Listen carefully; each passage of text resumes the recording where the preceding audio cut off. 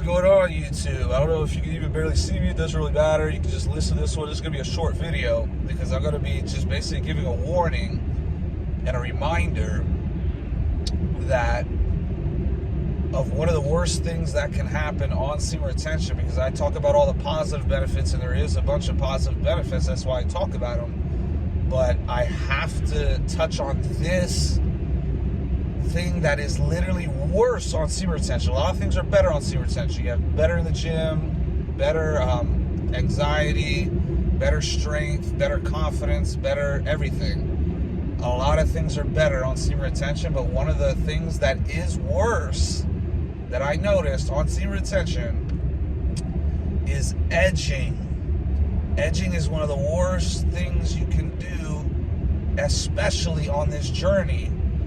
Because what edging does is it basically just gets you closer and closer to a relapse. You're basically playing with fire. And I've noticed this, that literally you can go in an edging state where you're literally just basically you're fapping right up until the orgasm, and then you're pulling away at the last second. Well, for one, that can give you blue balls, which is incredibly painful. You don't want to experience that.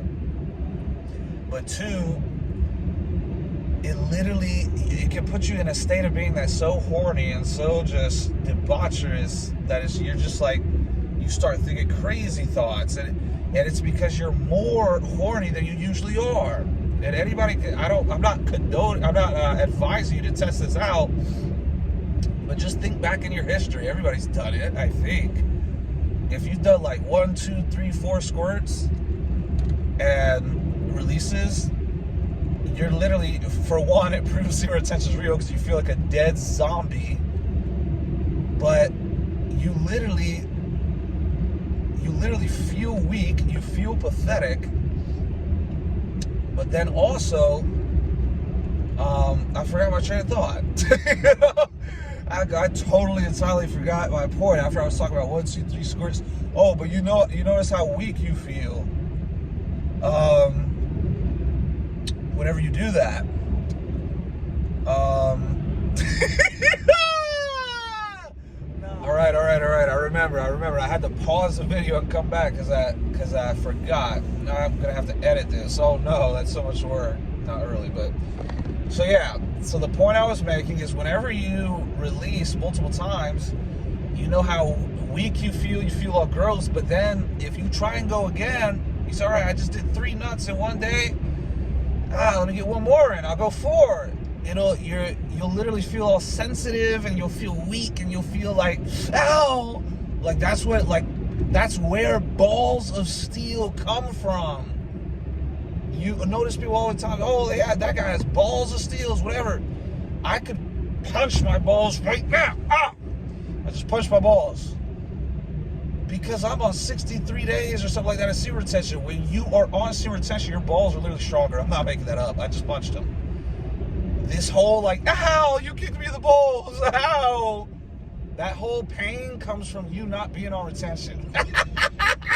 I'm serious. I'm being dead serious, yo. Like literally, sometimes in the shower or whatever, I'll just be like, yeah, I'm on retention.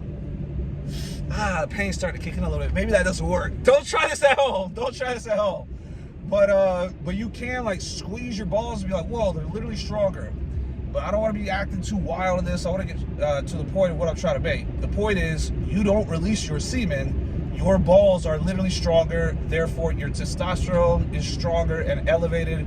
Your wisdom is stronger. Everything's stronger and better when you're on retention. But what does that mean? That means that your sexual tension and desire and libido is stronger as well.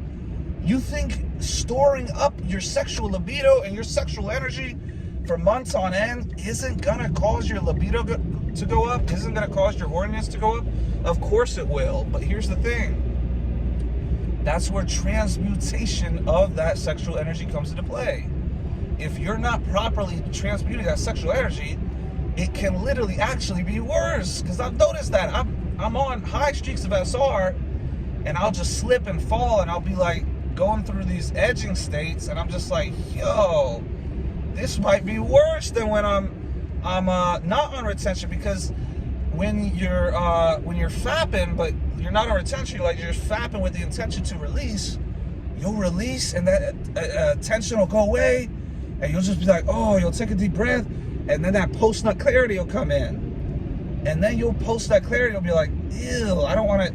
You start deleting all your history, you're just like, ew, I don't want to even look at women. I need to go to the library or the gym or something. So I've sometimes, when I'm edging on this journey, I'll be like, man, I might just release just so I can reset, because this horniness is just, it's out of control.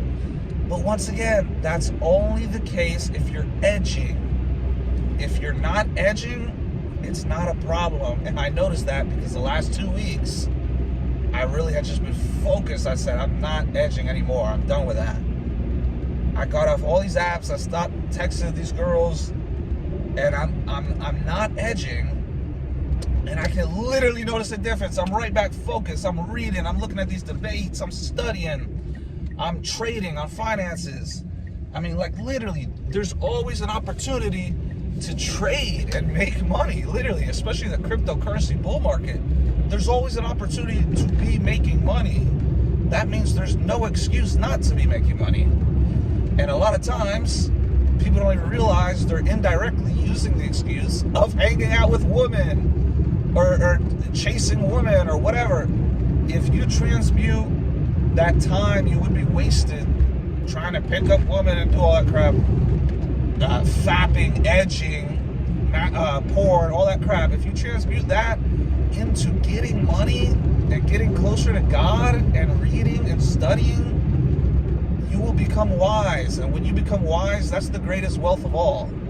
Yes, get money. My whole reason of getting money is so I can become more wise. Because what does money buy? Money buys time. And what does time allow me to do? Gain more wisdom and knowledge by studying and doing research. So my whole focus of getting money is, one, primarily to help my family, primarily my mom and dad, because I want to return all they've helped me with. That's been my number one goal since high school. The last bull run, I messed it up and I wasn't able to, but this time, that's my primary focus. And then to get a house from which basically the whole house is going to be set up purposely to help me gain the most wisdom and knowledge possible and educate as many people as possible about Jesus Christ, about the truth, about whatever, until I get banned eventually. I think it's going to happen eventually, because if you're speaking real truth, it always gets silenced. But that is just a testimony of how powerful Jesus Christ is, because Jesus is suppressed, and Christ's followers have been victims and suppressed since Christ walked the earth. And it's still the number one religion in the world. 2.5 billion plus Christians with own personal testimonies. And then when you really get into the study and the research, the apologetics aspect of it, which is going to be my focus, because that's where you get a lot of these so-called smart people. They think they're smart until you ask them, how does nothing create everything? And you start asking these questions. I just saw this guy. I was in this Alex O'Connor and Christian debate, and I said something. He's like, oh, well, who created God? I said, God cannot be created. He's the ultimate creator. That's illogical for you to even have that issue.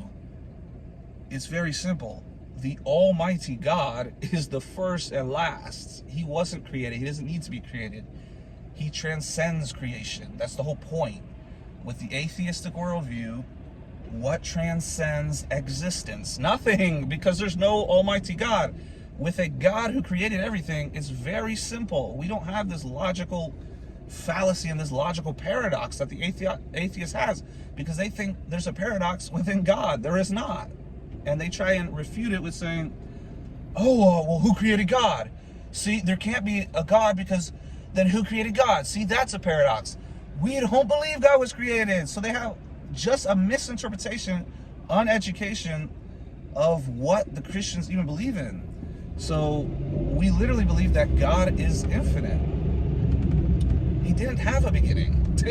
And if he is the creator of space, time, and matter, creation, the universe, existence, he's not a part of it. He transcends it. So we don't have that paradox. They have the paradox where, okay, we had a beginning. Even the scientists admit that we had a beginning, except we're saying the infinite creator that was before the beginning, he created it, and nobody created him because he's infinite. These atheists, they're stuck in a paradox. Okay, no, well, yeah, it had a beginning, but it was the Big Bang that created it. It wasn't God. Okay, who created the Big Bang? So they have the paradox. We don't have a paradox, but yeah, so that's what I'm basically trying to tap into, and that's what you can tap into when you're not chasing women all day long. What do you think Nikola Tesla, or whatever his name was one of the greatest inventors ever? I'm pretty sure he was a virgin. He never had sex. He abstained for life. I think Albert Einstein or Einstein or whoever, some of these other scientists, which didn't even necessarily were atheists. Some of these, a lot of these prominent scientists, they were actually they believed in God. So Isaac Newton, I believe, and a lot of these other scientists. So this whole theory of the Big Bang, theory of evolution, that came hundreds of years after of all these scientists that came thousands of years before, or if you believe in millions of years, so-called millions of years before. It's delusional, it's brainwashing. You got tricked by the school system. The same school system that says go to 9 to 5, work until you're 60, and then go to college and get Social Security benefits, your 401k. The truth is more nuanced than that, guys. It's just more nuanced than that. The 9 to 5, nobody gets wealthy doing that. Oh, get a college education. Over 50% of people that graduate college don't even use their degree. So some could argue that's a scam in and of itself, because you're paying a bunch of money to get this education that is irrelevant. Name one thing you remember from high school. I can't remember. The only thing I can remember is the mitochondria is the powerhouse of the cell. Just because that's one little buzzword sentence that I just kept remembering forever. That's it. All the valuable knowledge I gained was after that indoctrination system that didn't teach me anything of value. The only actual thing I miss about school is the social aspect. It has nothing to do with the actual education of the school itself. It just has to do with, oh, there's cute girls over there, there's these chill dudes I like laughing with over here. Nowadays, I just sit in a car, go make money, come home. You know what I mean? But I'm going to increase my social life next year. It ties into this also. This all ties into what I was saying in the beginning of the video, which is one of the worst things you could do on this journey, which is edge. The less you edge, the less likely you are to relapse. If you do not edge at all, it's pretty much impossible for you to relapse through fapping. You could fornicate, and even then you could still technically not relapse, but just one of the worst things you could do is edge. I'm telling you, because your thoughts are just going to get all degenerate. It's going to be hyper. It's like porn addiction. It's like, oh, I saw this little missionary however many times. I need something more. Oh, I saw that. I need something more. That's how you keep feeling addiction. It gets worse and worse. It's like me with smoking. I'm like, I quit that. I did it again today. This is me trying to hold myself accountable again. I'm trying to be done with it. But you keep feeding into it. It just keeps going and going and going. So the more you edge, the more likely you are to relapse on semen retention. The more likely you are to relapse on semen retention, the more likely you are to be in a debilitated state, a weakened, relapsed state where you keep relapsing again and again because your big streak is gone. Now you're like, screw it. I'm already down here. I might as well keep relapsing. And then that takes away from all the time that I was just talking about that you could be putting in making money, and that money which gives you time is all connected. It's like dominoes, butterfly effect. That money gives you time to then research theology, research history, research science, research religion, research world history, everything. I'm trying to have as much knowledge as possible.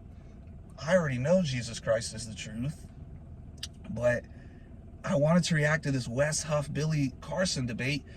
That proves to you it can be debunked like that when you have the truth. Wes Huff has the truth. He absolutely destroyed Billy Carson's nonsense. He's been talking all this nonsense about Christianity and the Bible and Jesus, this and that. He's an alien and all this weird stuff. Wes Huff, whatever his name is, he ended his career like that because he has this wisdom, knowledge.